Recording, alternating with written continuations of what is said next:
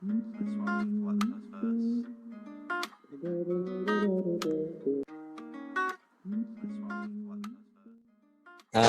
name's Lewis Kenner. I am 18 from Manchester. I used to sing sad songs and now I don't. They're kind of a bit more happy. So yeah, that's a start in the right direction. Take a breath, take a stand within people. Who were your musical influences growing up? I think like every sad boy with a guitar, I always turn to Ed Sheeran, which I feel like everyone says, but it's true. And kind of like I listened to. I was a weird child. I used to listen to like a lot of folk and stuff. So I used to just like David Keenan, kind of like Gavin James, really just like really acoustic based, which is kind of why my music was so acoustic then. So yeah, that's mainly who I listen to. Yeah. Do you have a favourite gig that you've done so far? I played a show at Whelan's in Dublin earlier this year in January, just before everything kicked off. And that was probably, my favourite. I kind of dreamed of playing that venue since I was like really young. So I kind of got asked to play it and I was like having a bit of a moment like, oh my God. So yeah, definitely that. On like the Whelan's dressing room, you can, like artists like write their names on the walls. And me and a band called State Sapphire, they were writing some strange things about myself on that wall. So can you tell us a little bit about your new single? Yeah, so it's called Hurt News Inevitable. Fun fact, it's the first track that, because now I've recently signed to a label, it's the first track I've been allowed to have like the song title lowercase. So I was so excited about that. I don't know why, I was just really excited about that. I was like buzzing. And yeah, it's kind of just a bit of I guess lyrically it's very contrasting to the sound, like the lyrics kind of basically saying like, I am fucking trash, go away. But it's very uplifting the sound, so it's very contrasting. But yeah, it's something you can dance to with your mum in the living room if you please, and yeah, it's just a general vibe. Can you describe your music in 3 words? Oh, that's a very good question. Vibe, contradicting, and oh god, vibe, contradiction, and I'm going to say bopper. And I say contradicting because, as I say, like the lyrics, you look into them, they're a bit like, wow, these are actually quite dark, and then like the actual like sound is like very happy to an extent, I'd say. So yeah, it's quite a contrast, which is in a way kind of nice. I kind of like that. So your ideas for songs, where do they come from? You know what, like I would probably say when I did like my acoustic kind of sad stuff, that's one thing I used to say. Like when I was on stage, I used to be like, I was like 16 playing these really sad songs. And I'd be like, I liked to pretend that I was heartbroken at that point. But I guess kind of now the more songs I write, they're kind of more, based on actual things. I ever write them definitely from experience. So a lot of times I kind of get them from like literally like, ideas of like walking down the street. I'll see a couple argue and I'll be like, oh shit, what are they arguing about? Let's write about it. Like it's kind of just like a contrast of things. I've lost where I am already. This is great. So for anyone that's not heard of your music before, what would you say they should expect to hear? Yeah. A song that you can relax to in the evening. You can also get pissed to with your friends. Just have a general kind of a relaxing time to it. As I say, it's kind of a bit more uplifting to what I used to do. So for people that have heard my music before, it's a big shock. But for new people, it's kind of like, this is quite a relaxed kind of genre. So yeah, kind of just like a chill out kind of zony kind of song. You say that obviously you've kind of changed with your sound. Yeah. Was that a process that you kind of feel that was an easy process to kind of get to do? Because obviously I know it's a lot of people kind of have their own sound, so is that quite a difficult thing to change? I think, you know, as much as I love to do what I was doing, I was kind of trodden on the feet of, you know, Ed Sheeran influence a bit too much. And, you know, like I used to like, you know, I used to like, if you read any reviews back of what my stuff used to be, I always used to mention Ed, which is great. Like, I fucking, that, you know, like 16-year-old me was like, yes. But now I kind of like trying to move away from that as much as possible just to kind of get my own sound. And I think in a way, like the whole lockdown process has really helped me kind of have a deep think about that. So, you know, it's been nice to get out of my comfort zone and kind of mix it up. So yeah, definitely, it's not an easy thing, but it's something that I feel every artist should do eventually. You know, whether that's early on or, you know, later on. I think it's a nice contrast to what's been out before. So what would you say makes your music stand out from other artists? Oh, that's a good question. I feel like I kind of like, I'd say in a way the production in some senses, because like it is pop music with a bit of a hinge to it. Like it's not too stereotypical. I like to think. People could think otherwise. If they do, then sorry about that. But I kind of like to think it's a bit more.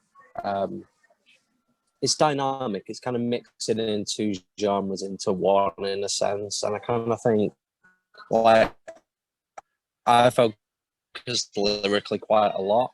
So if people look into like the lyrics of the songs, then I guess they kind of get a story as well as listening to the song. So I kind of feel like that as a story. But at the same time, if you don't want to listen to the lyrics, that's fine. You still hopefully enjoy the song. So yeah, it's a nice contrast. Where you're based, do you feel there's enough in the music scene to help artists like yourself, or do you feel there could be a little bit more to help people out? Like, you know, with the opportunities that I have got and I've been given, I'm going to be brutally honest, it's not really been Manchester based. I feel like, and you know, people agree, people disagree, but I feel like Manchester, because of the success they've had with bands, it's a lot of focus on bands. Solo artists, you know, they can thrive here, but a lot of promoters will not want solo artists, they want bands.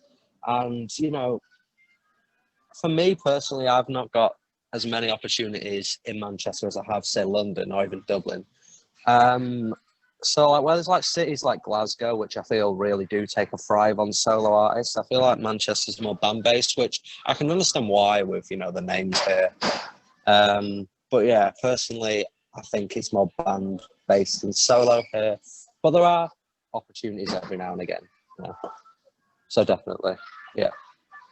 Would you say it's a bit more difficult to be a solo artist than it is if you was in the band? I would say yes and no to that question. Yes, because, you know, so even if you're playing a show, you know, say if you're doing a 200 capacity gig and there's 5 people in a band, you know, people are going to come and support their friends. There's 5 people in that band. If you're a solo artist, it's just you. In that sense, yes, and kind of like, but at the same time, I enjoy being a solo artist because I make the rules, you know. There's no like bullshit with like arguments and stuff. I feel like that as a band can be very draining.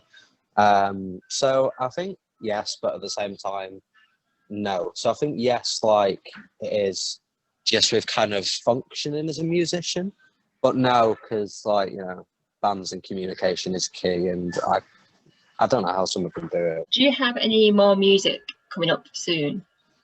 I think that's me done for this year.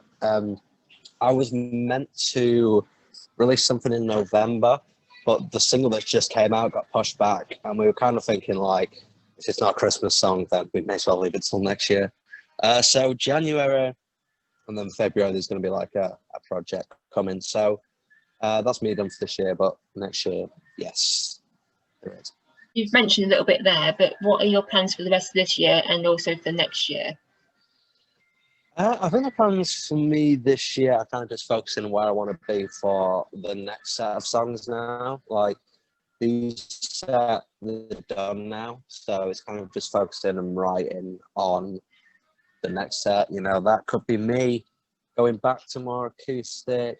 Who knows? Or it could just be another one like this. So I guess it's kind of just getting the influence to write the songs and then go from there. And I think that's it. I would say, you know, normally I'd be like, you know, thinking of gigging, but obviously we can't. So yeah. If you had to be remembered for one thing apart from your music, what would you like it to be? I've been asked this question before, and I remember telling the interviewer that my little toe didn't touch the floor, so we're not going to say that. I always like to be remembered. Oh God, that's such a good question. I make a really good hot chocolate. I feel like that's something I'd like to be remembered for, because, you know, I feel like that's what people need. It's getting into winter, you know. If you need a hot chocolate, hit me up. I know it's a little bit difficult to say, but do you have a highlight that really stands out from your career so far? I released an EP in February, which isn't up anymore. I kind of got rid of my music to kind of start fresh. But that EP charted above like Ed Sheeran, Lewis Capaldi, Sam Fender on iTunes. So that was a highlight for me. These were all like my influences. So I was like, oh my God, like that was amazing. So definitely kind of that, I guess. Like that was very big. So I was very happy with that. I also got told about 2 weeks ago that my single that came out about 2 months ago gets played on the biggest radio station in Canada. So I was very happy about that. So yeah, those two are kind of like competing, I guess. Do you have a dream venue that you would like to play? So like, I kind of cheating, I guess, when I say this. When I say like in my hometown, Manchester, I would love to play the Deaf Institute or the Gorilla. You know, they were shut down for about a week, which was sad, and then it got saved, so that was good. So we can still play those eventually. And like internationally, probably the Olympia Theatre in Dublin. Like it's such a beautiful venue. Like it's just like rows and rows up, and it just looks incredible. So definitely there. That would be like a dream. So obviously it's been a bit of a strange year. How have you found making the music and also keeping that connection with the fans during this strange time? I think, you know, as weird as it has been, I think for making music and having that connection has been better than ever, because I feel like that's all anyone can do at the minute. So I've definitely took a lot more focus to interacting with people, to sharing the new stuff, to making the new stuff. So, you know, as weird as this year's been, I feel like one of the benefits that I've got out of it is socially interacting, getting new contacts. So it's been nice to kind of sit back, not worry about live shows, and kind of actually focus on the people that, you know, are the reason that, you know, everyone does what they do, and that's the people that enjoy the music. So it's been nice. So I really appreciate that. Thank you for this. Perfect. Thanks for that. Cheers. All right, thank you. Bye. Cheers, bye.